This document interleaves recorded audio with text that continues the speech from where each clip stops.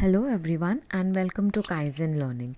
In today's video, we are going to read a new chapter on The Lost Child, written by Mulk Raj Anand. Born on 12th December, Mulk Raj Anand was a prominent Indian writer who wrote several novels, short stories, and essays in English. He was born in Peshawar, now in Pakistan. He is known for his realism in describing the plight of the poor in India in the novels Untouchable and Coolie.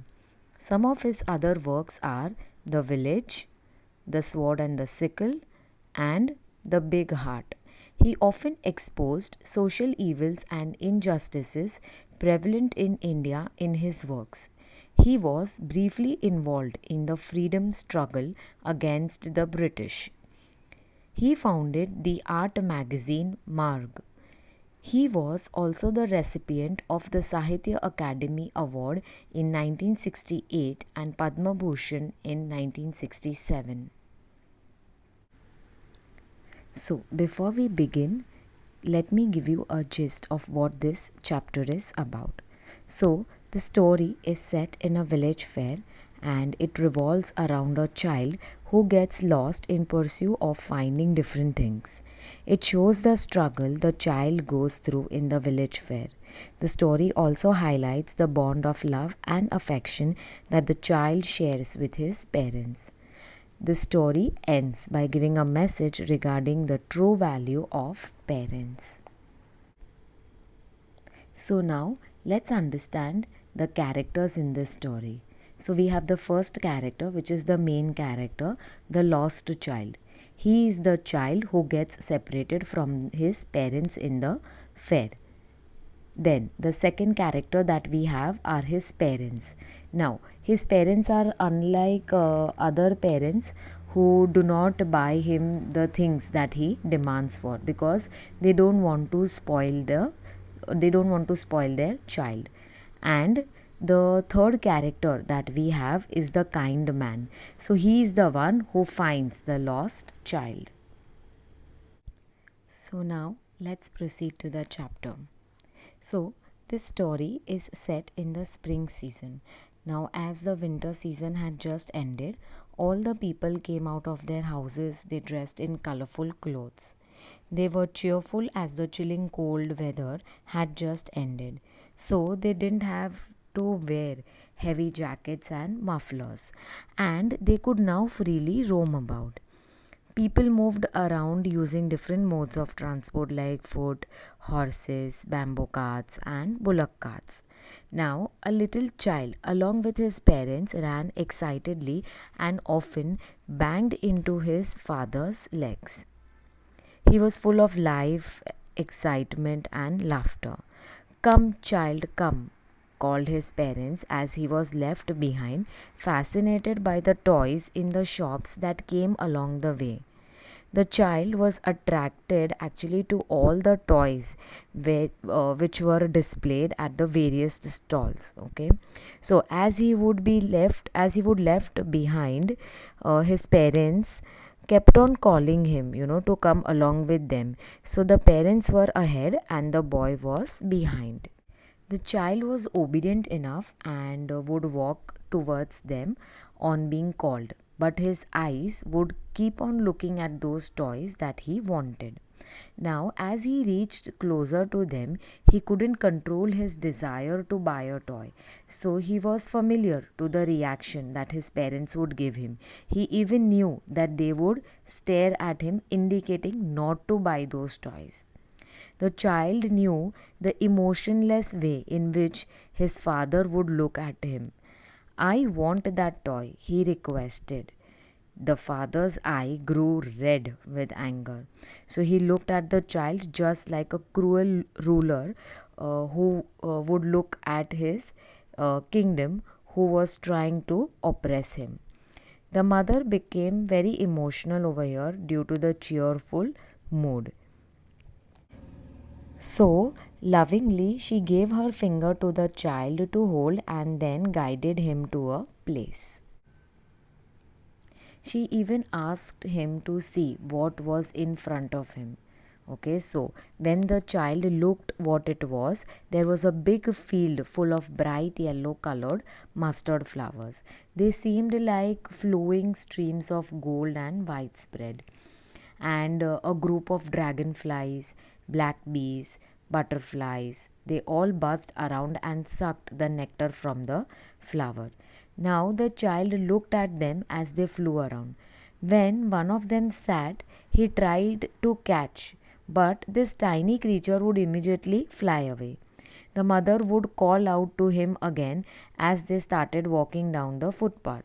So, the child, when he tried to catch that particular creature or that tiny creature, he would keep on running behind the tiny creature, and the parents would keep walking ahead. So, as and when they were walking ahead, they used to keep on calling the child to come along with them, and he would run towards his parents happily, and he started walking side by side with them in the same direction. However, he was soon left behind, again being attracted by little insects and worms along the footpath that were moving in large groups from their hiding places to enjoy the sunshine. Again, the parents called him to come along with them. They sat next to a well under the shady group of trees. The child once again ran and joined his parents. So now, when the child entered the shady forested area, he was welcomed by a shower of flowers. He forgot his parents and started collecting the petals that had fallen on the ground. Just then, when he had heard the cooing of doves, again he felt very excited to see them. He started chasing those birds, and in this process, the petals fell from his hand that he had held it for so long. So, once again, the child got attracted towards the next thing, and he forgot what he had been doing earlier. Once more, his parents would call out to the child who was running and playing around the banyan tree. So now they lifted him and walked down a narrow, twisting lane through which they had crossed the mustard fields and reached the fair. So here now they have yet not reached the fair. They are still walking on the roads. As they were about to reach the fair, the child saw huge crowds of people walking from all the directions to the fair. The dense crowd scared him and he stepped back for a while. But the next moment, again he got attracted to the confusing crowd moving here and there. At the entrance of the fair, to one side of the corner, a sweetmeat seller had set up a shop. He was selling different sweets like gulab jamun, rasgulla, barfi, and jalebi. The sweets were displayed at different heights and they were covered with foils of gold and silver. Now the boy's mouth watered when he looked at his favorite barfi. He expressed his desire to get one, but in a low voice, because he knew that his request would be immediately refused by his parents. He knew what they would say. They would say that he was very greedy for the barfi. So he did not expect that his demands would be fulfilled. So he walked further. As he walked ahead, the next stall was that of a flower seller. He announced that he was selling garlands of gulmohar flowers. So, gulmohar flowers are the ones which are orange and yellow in color that we offer to God generally, or we hang it outside our house during occasions or festivals. So now looking at those gulmohar flowers and the garland, now the child wanted one of those. So he walked towards the basket of the flowers and again announced his desire to have those flowers, but again in a low voice, because he knew that his demand would not be fulfilled. His parents would refuse to buy him those flowers as they would say that they were very cheap and of no use to the child. So again the boy walked ahead without expecting a reply from his parents. He did not buy anything from the sweetmeat seller also, and he did not buy anything from the flower seller also. The next thing that the child came across was a balloon seller who was selling balloons of different colors, like that of the rainbow. The boy was now again attracted to the shiny colors of the balloons and wanted to have all of them. He knew his parents would not buy the balloons for him and would again say that he isn't any small to play with those balloons. So now, again, with a new source of disappointment, the child walked away further. Next, he paused at a snake charmer who was playing the flute, and the snake had coiled itself in a basket and had raised its head out. It bent and moved its neck very gracefully, just like a swan.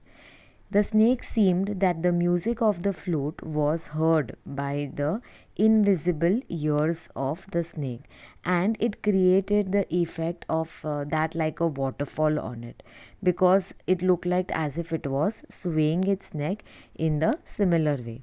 Now the boy walked away towards the snake charmer, but again he knew that his parents had already warned him to remain away from these unpleasant music which were played by such men. So he walked away further without a second thought. So he did not think of buying anything or even going close to the snake charmer or the snake. Then he saw a roundabout swing. It was full of men, women, and children who were enjoying that ride. The boy watched those people on the roundabout, and then, with lot of courage, finally he expressed his desire to go on the roundabout.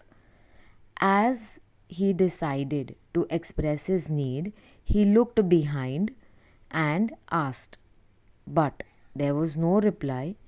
He turned to look at his parents. They were not there ahead of him. He turned to look at both the sides. They were not there. He even looked behind, but again there was no sign of them. Mother, father, he cried, and tears rolled down from his eyes.